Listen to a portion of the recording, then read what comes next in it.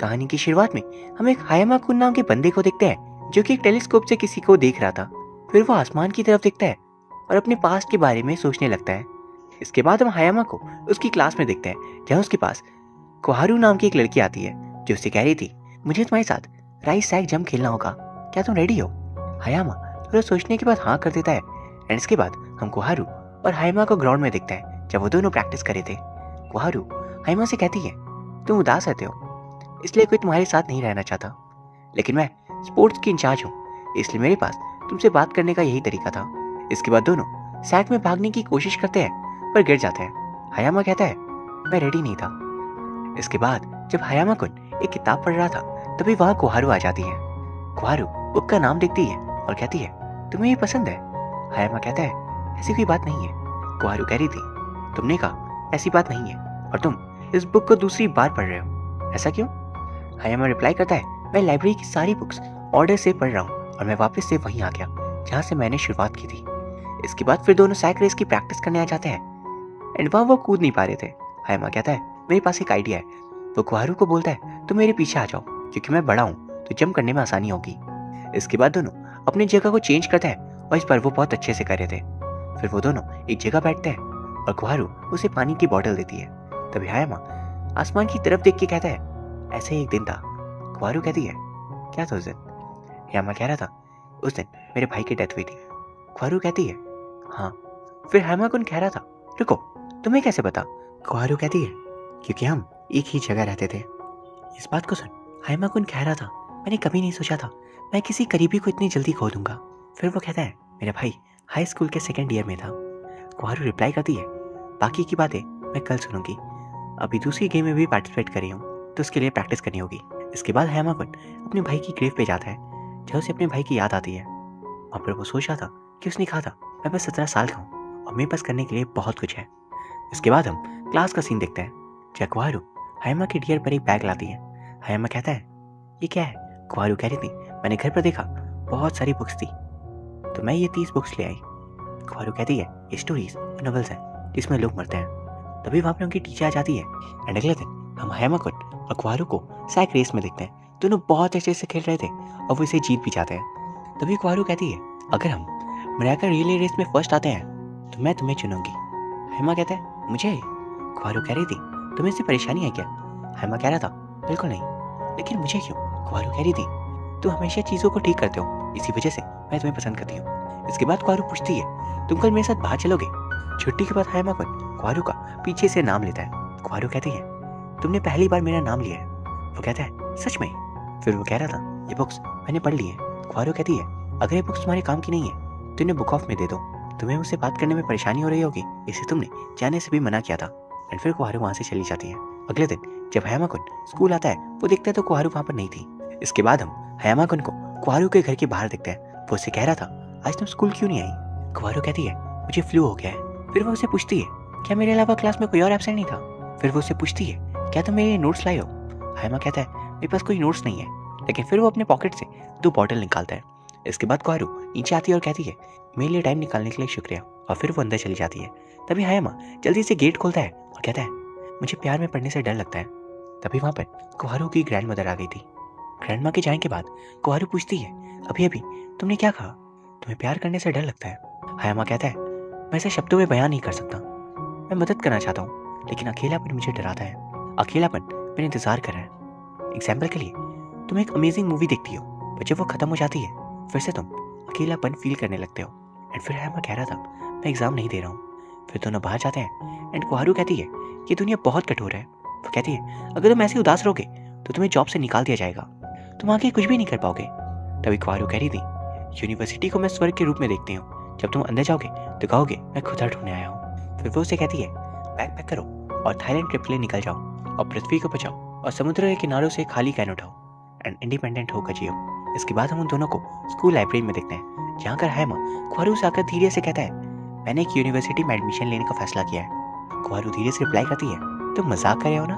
हायामा कुन धीरे से कहता है, मैंने अभी अभी फैसला किया है।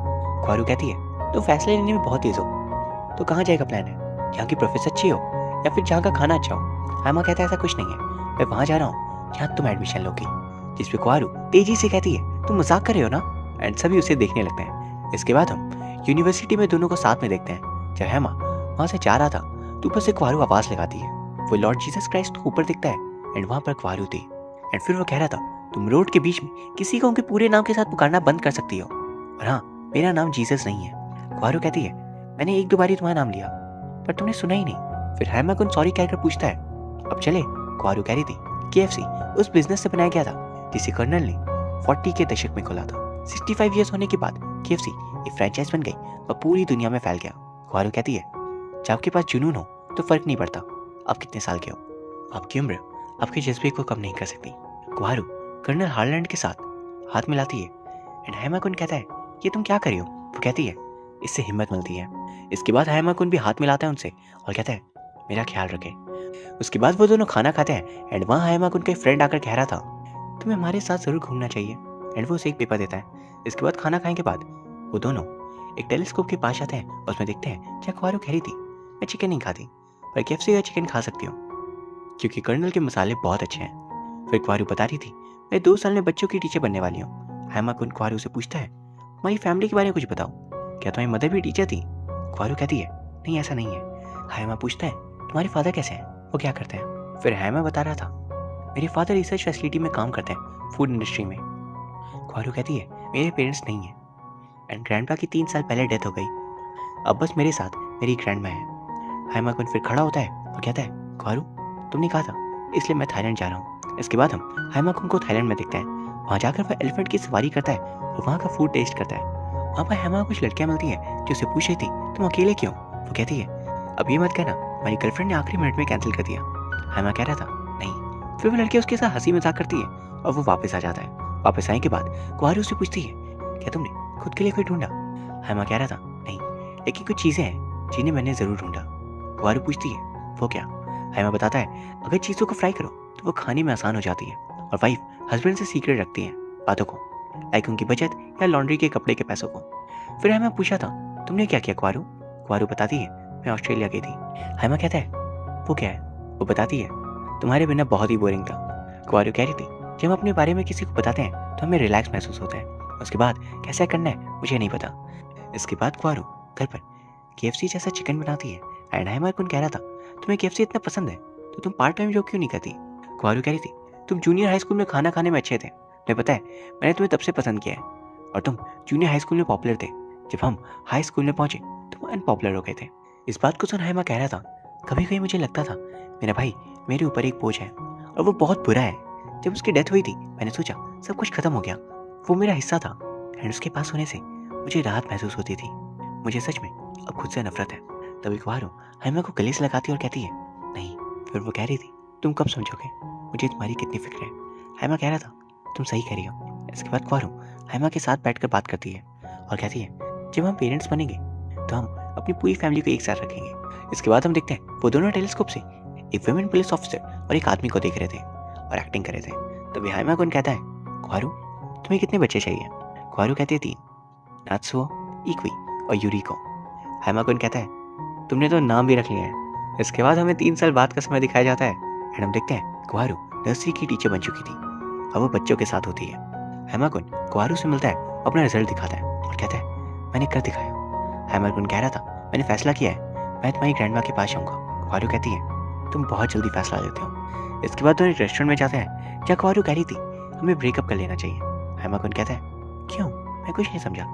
क्वारू कहती है, रीजन बता दिया तो इसका अंत नहीं होगा। हैमा कहता है, मैं फिर नहीं समझा, आखिर रीजन क्या है? क्वारू कहती है, ठीक है, पहला कारण तुम मुझसे छोटे हो, इसके अलावा तुम एक स्टूडेंट हो। हैमाकुन कहता है, लेकिन हम क्लासमेट्स थे। हैमाकुन कह रहा था, क्या कोई और पसंद है तुम्हें? रात को हैमाकुन अपने दोस्त के साथ रेस्टोरेंट में बहुत ड्रिंक करता है और एक लड़की से बातें भी करता है। अगले दिन जो बाहर बैठकर वो आसमान को देख रहा था, रात वाली लड़की उसके पास भाग कर आती है और बताती है, मैंने तुम्हें 2 दिन तक ढूंढा था। फिर से हैमाकुन उसी दोस्त के पास जाता है जब उसे कह रहा था, क्या तुम परेशान हो? वो कहता है, नहीं, वो अतीत को याद कर बहुत उदास था। उसका दोस्त कह रहा था, ज्यादा उदास रहना अच्छा नहीं होता। इसके बाद हैमाकुन उसी लड़की से मिलने जाता है जब वो साथ होते हैं। हैमा पूछता है, सुजुहारा-सान तुम्हारे पास आज काम नहीं है? वो कहती है, मेरे पास वेडनेसडे और सैटरडे को काम होता है। इसके बाद ये घर जाते हैं जब सुजुहारा उसे पूछ रही थी, तुम्हारी एक्स खाना बनाती थी? हैमा कहता है, हाँ, उसने एक बार KFC चिकन बनाया था। इसके बाद हम हैमाकुन को उसी काम पर देखते हैं जहाँ उसका दोस्त भी था वो कहता है मेरी गर्लफ्रेंड ने बताया वो क्वारू से मिली थी। वो कहता है मेरी गर्लफ्रेंड ने उससे बात की कि तुम्हारी एक न्यू गर्लफ्रेंड बनी है। तो उसने आराम से कहा कि उसे खुशी हुई। फिर उसका दोस्त कहता है मुझे अभी भी समझ नहीं आ रहा तुम अलग क्यों हो गए। एंड अगले दिन हायमाकुन अपने भाई की ग्रेव पे जाता है। जब वो देखता है वहाँ क्वारू खड़ी थी। वो कहती है मैं महीने में एक बार यहाँ आती हूँ। जब क्वारू जा रही थी हायमाकुन उसे रोकता है। वो कह रही थी क्या, पूछता है तुम कैसी हो। वो कहती है ठीक हो। और हायमा फिर कह रहा था काम कैसा चल रहा है। वो कहती है अच्छा ही चल रहा है। फिर क्वारू से पूछती है तुम थोड़ी परेशान लग रहे हो। हायमा कह रहा था तुमने अलग होने का फैसला क्यों किया। क्वारू कहती है हम अब साथ नहीं है तो क्या फर्क पड़ता है। हायमा पूछता है एटलीस्ट मुझे रीजन तो बता दो। क्वारू कहती है ठीक है ग्रैंडमा ने उससे कहा मेरे मॉम डैड नहीं है एंड इसलिए मैं ग्रैंडमा की बात मानती हूँ। हायमाकुन कहता है तुम कहना चाहती हो हम बच्चे नहीं हैं अब बड़े हो गए। क्वारू कहती है ऐसा ही कुछ समझ लो। इसके बाद हम हायमाकुन को सुजुहारा सैन के साथ देखते हैं जो कह रही थी मैंने केएफसी का चिकन बनाया। हायमाकुन कहता है ये अच्छा लग रहा है। फिर सुजुहारा सैन कह रही थी ट्रिप पर चलने का क्या प्लान है। हायमाकुन कहता है मैं मेहनत कर रहा हूँ। सुजुहारा सैन पूछती है तो अपने एक्स के साथ कहाँ गए थे। जिसपे हायमाकुन कह रहा था हम यामानाशी गए थे, ये एक दिन की ट्रिप थी। सुजुहारा सैन कहती है अच्छा तो ये पहली बार होगा जब तुम एक रात रुकोगे। हायमाकुन कहता है शायद। इसके बाद सुजुहारा सैन उसे हक कर लेती है। और फिर हम हायमाकुन को उसके काम पर देखते हैं जहाँ उसके दोस्त से कह रहे थे तुम्हें अगर अच्छा नहीं लगता तो तुम्हें नहीं जाना चाहिए। उसका दोस्त कहता है जब से रोड ट्रिप की बात हुई है तुम्हारा काम धीमा हो गया है। हायमा कह रहा था तुम मुझे समझते हो। उसका दोस्त कहता है क्योंकि हम दोस्त हैं। फिर हायमा कह रहा था हम 4 साल से दोस्त हैं। उसका दोस्त कहता है अब इसके बारे में ज़्यादा बात करने की ज़रूरत नहीं है। वहीं दूसरी तरफ सुजुहारा सान कह रही थी जब भी तुम क्वारू के बारे में बात करते हो तुम कुछ देर बाद चुप हो जाते हो। हायमा सुन तुरंत भागकर सीधा क्वारू के घर जाता है। वहाँ जाते ही उसकी खिड़की में वो पत्थर मारता है जिससे देख क्वारू बाहर आती है और कहती है आखिर हुआ क्या है। हायमा कह रहा था क्वारू मैं फाइनली समझ गया। और वो उसे कहता है आई लव यू क्वारू, मैं जो कह रहा हूँ सब तुम्हारे लिए है, इवन मैं ग्रैंडमा को मना लूंगा। क्वारू कहती है क्या तुम मेरे साथ मजाक कर रहे हो, तुम किसी और को डेट कर रहे थे और अब यहाँ। क्वारू कहती है तुम कुछ भी कर लो वापस यही होगा। हायमाकुन कहता है मुझे कोई फर्क नहीं पड़ता कि दूसरे क्या सोचते हैं। क्वारू कहती है तुम्हारे साथ वापस नहीं आ रही हूँ मैं, एंड तुम्हें मेरे घर में आने का किसने दिया, चले जाओ यहाँ से। इसके बाद हायमाकुन के घर में उसका दोस्त आता है और कहता है तुम इतने लापरवाह कैसे हो सकते हो, तुमने अपना गेट खुला ही छोड़ दिया था। इसके बाद हम हायमाकुन को उसकी क्लास में देखते हैं। इसके बाद जब वो बाहर होता है तो उसे क्वारू की याद आती है, उसने एक बार उसे जीसस कह के बुलाया था। इसके बाद वो हॉस्पिटल जाता है जब उसे कह रहा था मुझे नर्सरी के लोगों से सुनना है। वो पूछता है जो मैंने कहा क्या वो ठीक नहीं होगा, आगे चल क्या रहा है। उन्हें मेरे यूट्रस में ट्यूमर मिला है, उसमें कुछ तो तेजी से बढ़ रहा है। उन्होंने कहा यूट्रस निकालना पड़ेगा। हायमाकुन कहता है मुझे यहाँ रहने दो, मैं तुम्हारी ताकत बनना चाहता हूँ। क्वारू कहती है मैंने कहा था सब कुछ खत्म हो चुका है, तो मुझे अब भी परेशान कर रहे हो और आगे भी करोगे। इसके बाद हम देखते हैं क्वारू अपनी ग्रैंडमा से कह रही थी thank you so much grandma ये सब कुछ करने के लिए। ग्रैंडमा कहती है तुम इतने अच्छे से बात क्यों कर रही हो। क्वारू कहती है शायद इससे गॉड मुझे बचा लेंगे, यही प्लानिंग है। ग्रैंडमा कहती है तुम क्या कर रही हो, पागल हो गए हो क्या। क्वारू के सामने बेड पे एक औरत होती है जो उसे कह रही थी खाना गर्म है, क्या तुम्हें नहीं खाना। इसके बाद रात को हायमाकुन क्वारू के पास आता है, उसके सामने बैठी औरत से बात करता है जो कह रही थी इसके लिए तुम क्या करने वाले हो। हायमाकुन कहता है मैं क्वारू के साथ रहना चाहता हूँ। औरत कह रही थी ठीक है पर तुम अभी इमेच्योर हो। औरत कहती है पहले यहाँ पर 2 लोग और थे, एक को रिहा कर दिया गया और एक की पिछले हफ्ते डेथ हो गई। मैंने तो डराने की कोशिश नहीं करी लेकिन मुझे काफ़ी टेंशन हो रहा है। हायमाकुन कहता है वो मुझे परेशान करना नहीं चाहती, वो भी मेरी फीलिंग्स के बारे में सोच रही है। वो अपनी फैमिली बनाने के लिए दूसरे मौके पर दवा कर रही थी। फिर वो उस दिन के बारे में सोचता है जब वो टेलीस्कोप से 2 बच्चों को देख रहे थे। वो पूरी फैमिली की फोटो लेने के लिए कह रही थी एंड हायमाकुन पास्ट के बारे में सोच कर रो रहा था। वहाँ से वो उसी टेलीस्कोप के पास जाता है एंड हमें मूवी के शुरुआत वाला सीन दिखाया जाता है। वो क्वारू के छत पर खड़ा दिखता है और फिर वहाँ से भाग जाता है और अपने साथ वो केएफसी के ओनर कर्नल हालैंड के स्टैचू को भी ले गया था। फिर वो भागता हुआ क्वारू के साथ बिताए हुए दिन याद करता है और उसे हॉस्पिटल आता है। मैंने बहुत सारे नॉवेल्स पढ़े हैं जिसमें लोग मरते हैं, ऐसे मैं बहुत उदास था क्योंकि तुम्हारे जैसा कोई भी आज तक मेरी ज़िंदगी में नहीं आया। मैं तुम्हारे बिना चल भी नहीं सकता, मैं सिर्फ तुम्हारी वजह से जिंदा बचा था। मैं चाहता हूँ तुम ठीक हो जाओ और खुश रहो, भले ही हमारे बच्चे साथ ना हो पर फिर भी मैं तुम्हारे साथ रहना चाहता हूँ। फिर हायमाकुन क्वारू की ग्रैंडमा से कह रहा था मेरे भाई कहते थे चाहे कुछ भी हो जाए अगर तुम खाते नहीं हो तो खाने की बर्बादी होगी। इसके बाद क्वारू का ऑपरेशन हो जाता है और फिर हम क्वारू और हायमाकुन को एक पार्क में देखते हैं जब वो कह रही थी जिन लोगों से मैं मिलना चाहती हूँ मेरे आसपास बहुत सारे लोग हैं लेकिन एक है जो सब कुछ ठीक कर सकता है, और वो तुम हो। फिर क्वारो कह रही थी, भूख लगी है। इसके बाद दोनों एक रेस्टोरेंट में जाते हैं। एंड वो दोनों कह रहे थे, कैसा होगा हम पुराने नाम से एक दूसरे को बुलाए तो? क्वारो कहती है, पहले जीसस। हैमागुन हंसता है और कहता है, मैंने तुम्हें पहले ही बताया था, मैं जीसस क्राइस्ट नहीं हूँ। इसके बाद क्वारो कहती है, रियोटा। फिर हैमागुन कहता है, कोहारू। इसके बाद हैमागुन क्वारो को किस करता है, और यहाँ ये फिल्म खत्म हो जाती है।